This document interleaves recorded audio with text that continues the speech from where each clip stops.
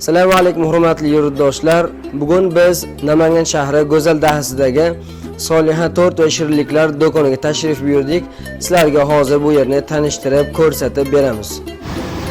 Mana yurtdoshlar, ko'rib turganingizdek assortiment juda ham katta. Mana bunday mayda pechenyelar deysizmi? Mana bunday yong'oqchalik deysizmi? Pirojni, tortlar, har xil shirinliklar. Siz o'zingiz xohlagan shirinlikni ham zakaz bersangiz bo'ladi. Zakazlaringizni qabul qilib, Namangan shahri bo'yicha yetkazib berish xizmatini beplatni qilib ham berishadi.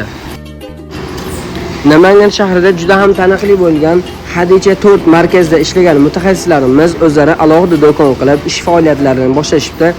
Ko'rib turganingizdek mahsulotlar juda ham sifatli, sifatini yo'qotmagan, oldingidan ham yaxshi va sifatli qilib chiqarishga harakat qilishyapti mutaxassislarimiz. Sizlarga halol va sifatli mahsulot kerak bo'ladigan bo'lsa, mana bu nomerlarga murojaat qilishingiz mumkin. Hozir sizlarga to'liq lokatsiyani tushuntirib o'taman. Hurmatli yurtdoshlar, manzilimizni tushuntiradigan bo'lsak, mana bu yer Go'zal bolnitsadan chiqib kelaverish. Mana bu yoq taraf esa Go'zal svetofordan tekis tushib kelish. Shundoqqina Go'zal Fayz ro'parasidagi ko'cha.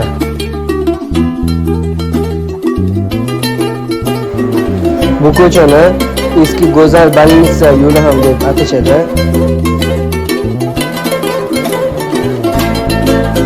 Mana bu joy bizning do'kon, bemalol tashrif buyurishingiz mumkin.